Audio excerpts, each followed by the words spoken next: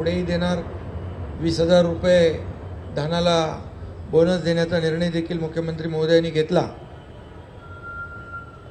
याचं देखील समाधान आम्हाला आहे आणि आमचं सरकार जे आहे सर्वसामान्यांचं सरकार आहे, सर्वांना सोबत घेऊन जाणारं आहे आणि मागच्या महायुती सरकारचा जो वेग होता, जी गती होती, त्याला आणखी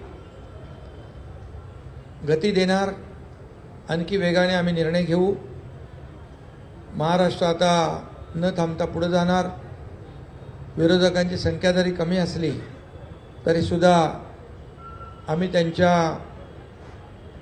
प्रत्येक ज्या आयुधाच्या माध्यमातून त्यांनी प्रश्न उपस्थित केले त्याला सरकारने उत्तर दिलं। महायुती सरकारने आपला शब्द देखील पाळला। या अधिवेशनाच्या काळात मंत्रिमंडळ विस्तारही झाला।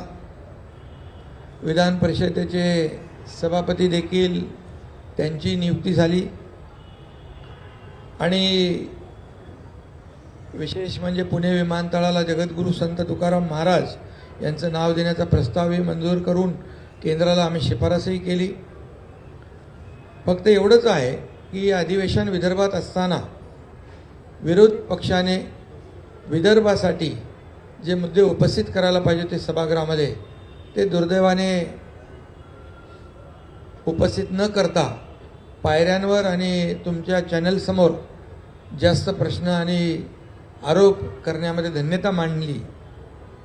तरीसुद्धा ठीक आहे, आम्ही सरकार म्हणून विरोधी पक्षाला देखील मान सन्मान दिलेला आहे आणि विरोधी पक्षांनी फक्त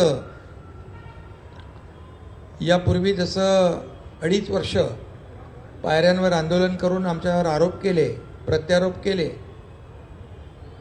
पण आम्ही मात्र आरोपाला 2.5 वर्षामध्ये आरोपाने उत्तर नाही दिलं, आम्ही कामाने उत्तर दिलं आणि म्हणूनच आम्ही काम केलं। सर्वसामान्य माणसाच्या आयुष्यामध्ये बदल घडवणारे निर्णय आम्ही घेतले। आम्ही टीम म्हणून तिघांनी काम केलं आणि लोकांच्या मनातलं सरकार आम्ही म्हणायचो, सर्वसामान्यांचं सरकार, ते खऱ्या अर्थाने काय असतं हे गेल्या 2.5 वर्षात आम्ही दाखवून दिलं आणि त्यामुळेच लोकांनी आरोपाला शिव्याशाप देणाऱ्यांना घरी बसवलं आणि आम्हाला लँडस्लाईड विक्ट्री दिली, मॅन्डेट दिलं आणि म्हणून आमची आता जबाबदारी आणखी वाढलेली आहे की मुख्यमंत्री महोदयांच्या नेतृत्वाखाली आम्ही टीम म्हणून काम करणार आणि आम्हाला काय मिळालं यापेक्षा महाराष्ट्रातल्या जनतेला काय मिळणार आहे, त्यांच्या जीवनामध्ये काय बदल होणार आहे आणि या महाराष्ट्र राज्याचा चौफेर विकास कसा होणार आहे यावर आम्ही पूर्ण फोकस करणार आहोत। आणि म्हणून विदर्भात देखील गेल्या 2.5 वर्षामध्ये अनेक सिंचन प्रकल्प असतील, त्याच्या डिटेलमध्ये मी जात नाही।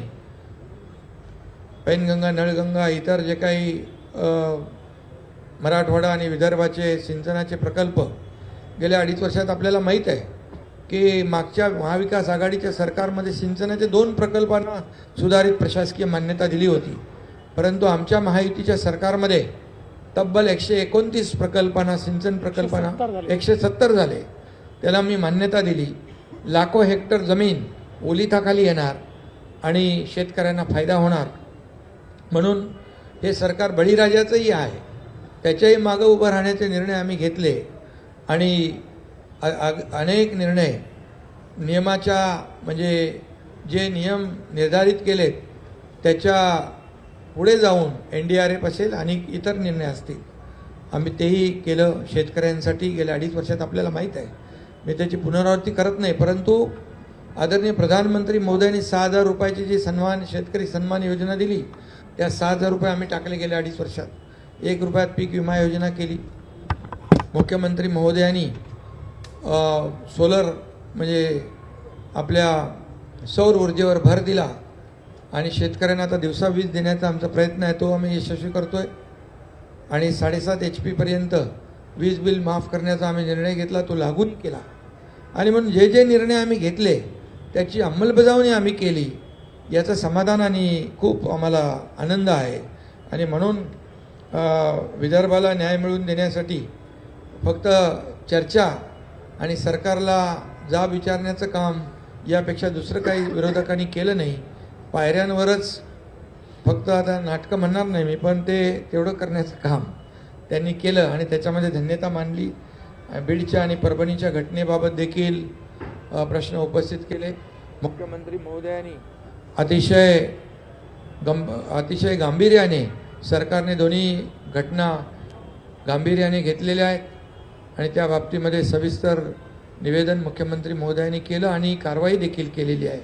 आणि त्यामुळे या राज्यामध्ये कायदा सुव्यवस्था राखण्याचं काम सरकार करेल. गुन्हेगार किती मोठा असेल आणि कुणाच्याही ओळखीचा पाळखीचा जवळचा असेल तरी सुद्धा कुठल्याही गुन्हेगाराला पाठीशी घालण्याचं काम आमचं महायुती सरकार करणार नाही. हे राज्य कायद्याचं आहे. हे राज्य सर्वसामान्यांच्या रक्षणासाठी आहे. आमच्या माय भगिनींच्या रक्षणासाठी आहे. त्यामुळे हे राज्य जे आहे, आमचं सरकार जे आहे, हे सर्वसामान्यांच्या पाठीशी उभं राहणारं सरकार आहे. आणि त्यामुळे काही लोक म्हणाले मंत्री प्रश्नांची उत्तरं देत नाहीत. हे अधिवेशन विनोदी असल्याची टीका काही लोक करून गेले.